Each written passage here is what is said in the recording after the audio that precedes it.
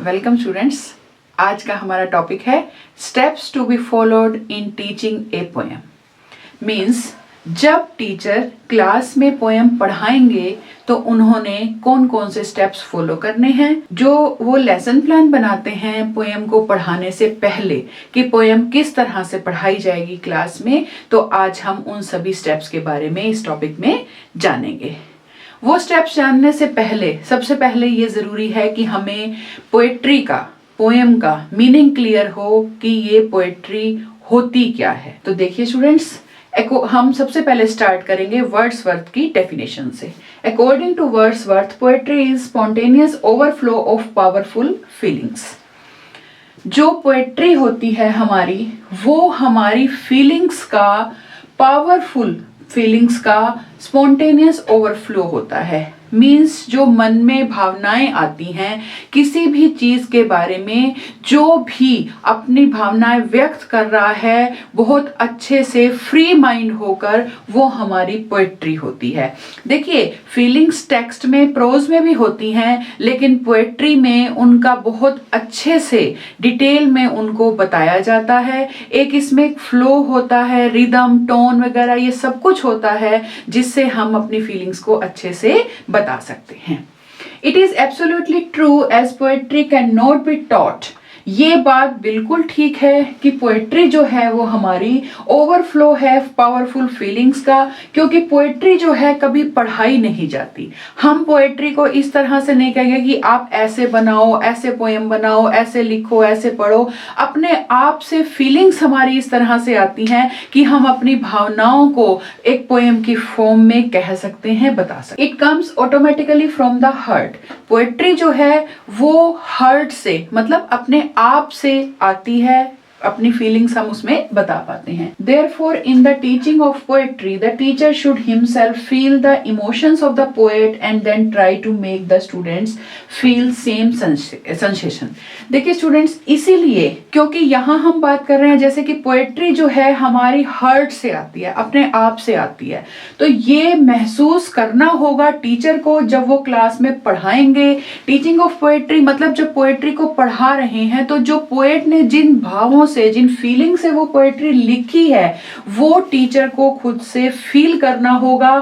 तभी वो जो पोएट कहना चाहता था, उस पोएम में जो पोएट कहना चाहता था, उनको सेम इमोशन से, सेम सेंसेशन से वो अपने स्टूडेंट्स को टीचर पढ़ा पाए। मतलब जब टीचर इस पोएम को, किसी की भी लिखी हुई पोएम को क्लास में पढ़ा रहे हैं, तो वो पोएट की फीलिंग्स को सेम सेंसेशन से फील करें और तभी वो अच्छे से पढ़ा पाएंगे। The teacher should be able to create the atmosphere and picture of the ongoing poem through his explanation. जब टीचर इस पोएट्री के, जो कि वो पढ़ा रहे हैं, उसकी फीलिंग को फील करेंगे कि पोएट ने किन बातों को महसूस करते हुए वो पोएम लिखी है, तभी वो वैसा एनवायरनमेंट, एटमॉस्फेयर क्रिएट कर पाएंगे और जो पोएम चल रही है उसको अपने एक्सप्लेनेशन के थ्रू बच्चों के मन में उसकी एक पिक्चर बना पाएंगे। तो इस तरह से ये चीजें क्लियर हो पहले टीचर के मन में, तभी वो पोएट्री को अच्छे से पढ़ा पाएंगे। अब आगे हम देखेंगे कि पोएट्री को पढ़ाते हुए टीचर ने कौन कौन से स्टेप्स फॉलो करने हैं। Now steps to be followed in teaching a poem. अब हम उन स्टेप्स के बारे में जानेंगे जो क्लास में पोएम पढ़ाते हुए टीचर ने फॉलो करने हैं। सबसे पहले आता है हमारा presenting gist of the poem. Gist of the poem का मतलब स्टूडेंट्स कि टीचर जब पोएम पढ़ाना शुरू करे तो सबसे पहले 2 और 3 लाइंस में पोएम के थीम, मैटर के बारे में इस तरह से स्टूडेंट्स को बताए कि स्टूडेंट को उससे आइडिया हो कि पोएम में वो क्या पढ़ने जा रहे हैं। मतलब वो इस तरह से उनमें क्यूरियोसिटी हो, नॉलेज हो उन्हें कि इस पोएम में उन्होंने क्या पढ़ना है। तो ये सिर्फ हमें 2 और 3 लाइंस में स्टूडेंट्स को बताना होता है। Next one is model reading 1 by the teacher. Gist of the poem बताने के बाद टीचर पूरी पोएम को पढ़ते हैं, जो कि हम मॉडल रीडिंग कहते हैं उसको, क्योंकि जो भी पोएम का जो जिस तरह से रिदम है, इंटोनेशन है, हर चीज में सही उसको प्रोनाउंस करते हुए वर्ड टू वर्ड टीचर ने पूरी पोएम को पढ़ना है। स्टूडेंट्स को ये पता लगे कि पोएम को उन्होंने किस तरह से रिसाइट करना है।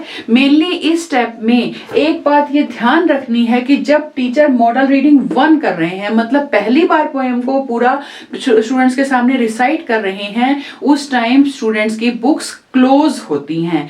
स्टूडेंट सिर्फ टीचर को सुनेंगे। उसके बाद नेक्स्ट स्टेप होता है प्रोनाउंसिएशन ड्रिल। प्रोनाउंसिएशन ड्रिल मतलब जो इसमें डिफिकल्ट वर्ड्स आए हैं उनको टीचर दोबारा से प्रोनाउंस करके बताती हैं, उनको बच्चों से बुलवाती हैं कि किस तरह से कोई भी वर्ड जो है आपने इनको प्रोनाउंस करना है, किस तरह से कोई भी डिफिकल्ट वर्ड आया या ऐसा कोई जिसकी प्रोनाउंसिएशन बच्चे को नहीं आती तो वो इस स्टेप में बताई जाती है। फिर नेक्स्ट स्टेप हमारा है 4th model reading 2 by the teacher.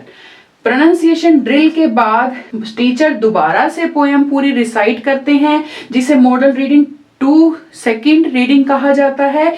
इस स्टेप में स्टूडेंट्स बुक्स ओपन कर लेते हैं, वो टीचर की रिसाइटेशन भी जो वो पोएम रिसाइट कर रहे हैं उसे भी सुनेंगे, साथ साथ अपनी बुक्स में भी देखेंगे। Next step is meaning of difficult words and phrases. इसके बाद नेक्स्ट स्टेप में हमारा जो टीचर ने जब मॉडल रीडिंग 2 कर लिया, सेकंड पोएम बच्चों को पढ़ के बता दी, उसके बाद जो जो पोएम में डिफिकल्ट वर्ड्स या फ्रेजेस आए हैं उनका मीनिंग टीचर स्टूडेंट्स को बताती हैं। Next step is model reading 3 by the teacher. Difficult words और फ्रेजेस के मीनिंग बताने के बाद टीचर फिर से पोएम को रिसाइट करती हैं।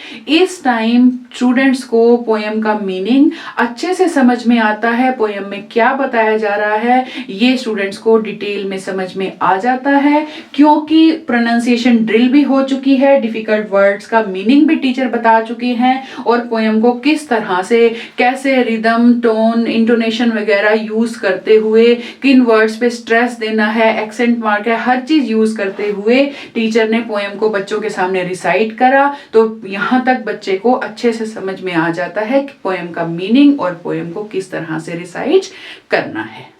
Next step is imitation reading by the pupils.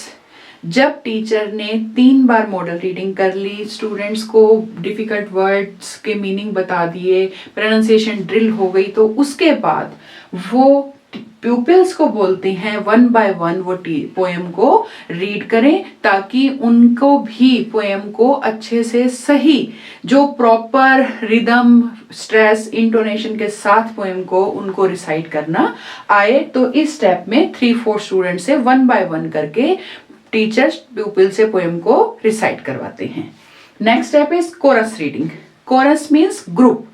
इस स्टेप में टीचर पूरी क्लास को एक साथ पोएम को रिसाइट करने के लिए बोलते हैं। सारी क्लास, सभी स्टूडेंट्स इकट्ठे पोएम को रिसाइट करते हैं।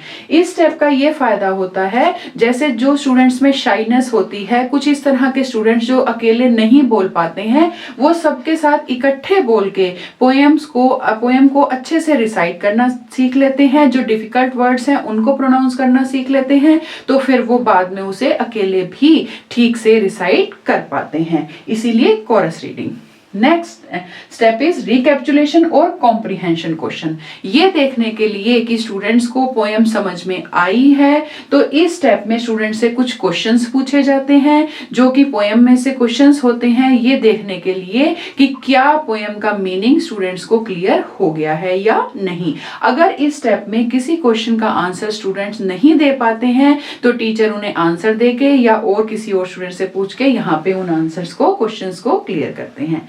Last and final one is assignment and homework. पूरी पोएम समझाने के बाद, करवाने के बाद टीचर उसे घर से लर्न करने के लिए उसमें से कुछ क्वेश्चंस, कुछ फिलिंग द ब्लैंक्स, कुछ इस तरह से, मतलब कोई भी असाइनमेंट स्टूडेंट्स को घर से करने के लिए देते हैं। तो वेल स्टूडेंट्स, उम्मीद करती हूँ आज का टॉपिक आपको समझ आया होगा।